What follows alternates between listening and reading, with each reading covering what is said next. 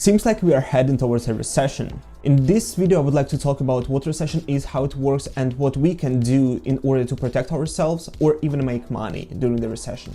First of all, I am not financial advisor or economist. All of the research that I did for myself in order to prepare myself and know what to do in the worst case scenario. So what is the recession? By definition, it's 2 consecutive quarters with a negative GDP, and we already passed that. As of yesterday, we are officially finished the second quarter with a negative GDP and started the recession process. Even though White House changes the definition of recession, it doesn't change the history and overall fact that we are in the recession. We already can see the significant decline in economic activity, so it's just a matter of time when it will be official. Once you understand that market and overall economy is just people's sentiment and how people react to economic factors, the most obvious tool that we can use in order to determine if we are in the recession is to see if people think that we are in the recession. For that reason, I usually use Google Trends.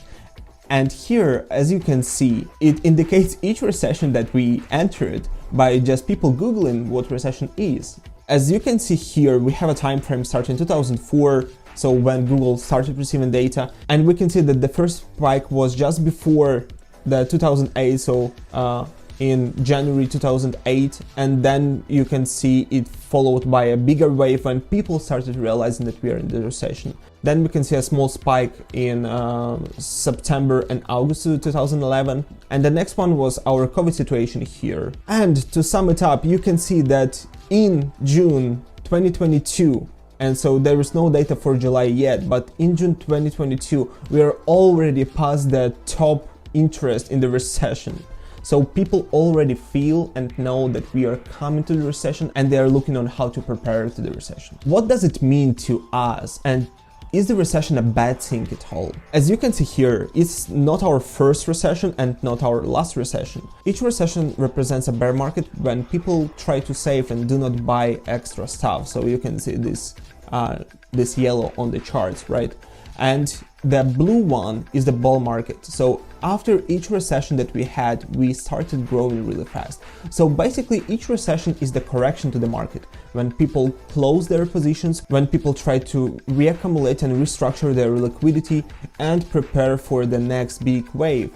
But a lot of people getting screwed in these time frames. So historically, in average, recession is from 1 year to 3 years, right? So if we already on the second quarter, it means we are past the first 6 months of the recession, and in next 6 to 12 months we should see the highest drops in the value. There are a ton of factors that had effect on this recession. So economy is a really complex topic. Everything is tied together and everything works as one big engine. And when we see something happen to one part, we will see the effect on other parts later on.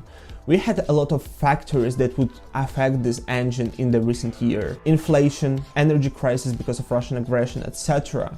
All of that in the long term affect the market. So for example, with the gas prices going up, all of the deliveries will have to increase the prices, and then will thin up the margin for some businesses, so they will have to close. Because people are scared that they can lose the job and everything will get worse and worse, they try to save, and that is being reflected in consumer sentiment index. As you can see on this chart, as of 2022, we already on historical bottom. So people are afraid that something bad will happen and they try to not spend on extra goods. And soon we are going to see that being reflected on people not buying stuff. We already can see that with some of the stocks like Netflix here, so people cut off their spendings on unneeded subscriptions significantly. Pretty much the same situation will happen to Amazon. So we already can see that Amazon's revenue and stock price is dropping significantly. So people are not spending as much as they used to. And these are the basics of the recession. So what will happen next? Affected businesses will try to cut down their costs. And the highest cost for most of the businesses are employees. So we already can see that businesses like Shopify or Ford are talking about laying off people. So Shopify already lay off 10% of its workers, and why 10% is not a lot, it's 1,000 people who lost their job just right now, and we are not officially in recession yet. Coinbase lay off 18% of workforce, as we can see here, and killed its affiliate marketing program in US starting July 19th. And these are the tech companies. In idea, they shouldn't be affected as much as other companies. In order to understand what we need to do, let's look into the worst case scenario. Let's say you are an average middle class. You have a job, you have a mortgage that you need to pay monthly. On top of that, you have a debt. It can be a student debt or a mortgage for a car or any additional payments that you need to make. And as a smart human being, you have some savings. Maybe they're in stocks, in crypto, in gold, maybe some extra real estate. What do you think will happen once you will lose a job? Even though you will not have income, you will still have bills, which will need to get paid. So first you're going to start selling your investments and try to cover your bills. If that will not be enough, you will be forced to start selling your commodities. It can be house, it can be car, etc. in order to cover your lifestyle and your family. So this situation doesn't sound fun, does it? So based on that situation, we can understand what we need to do. So first of all, we need to close any possible debts that we might have. So try to focus on that as much as possible. Start with the high interest debts first and work your way down. Next, if you don't have it already, work on your emergency fund.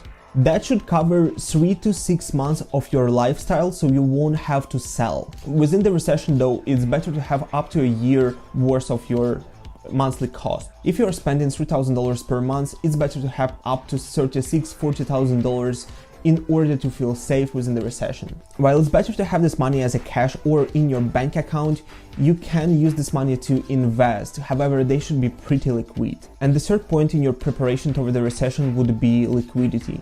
So you need cash. You need to make sure that you have the cash flow.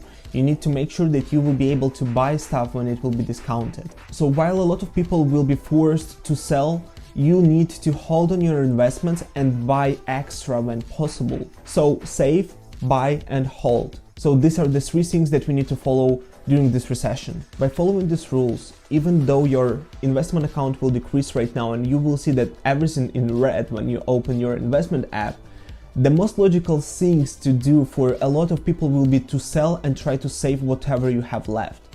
But the idea is that you should not sell, you should buy and buy a lot. So all of your savings should go towards 2 things. First is the cash. So you will know that even if you will lose all of your income, you will be able to survive. And second is investing and buying commodities. Even though the prices on the real estate right now are still on the very top, we already can see that real estate is dropping, and within a matter of months the prices should be adequate and a lot of people should be able to buy if they have cash. So make sure you're one of them. So this is my plan for this recession. Let me know what you think about all of that in the comments below. I will be happy to read them. If you found this video useful, please give it a like and subscribe to my channel as it means a lot to me. Thank you so much for watching this and have a great day. Bye bye.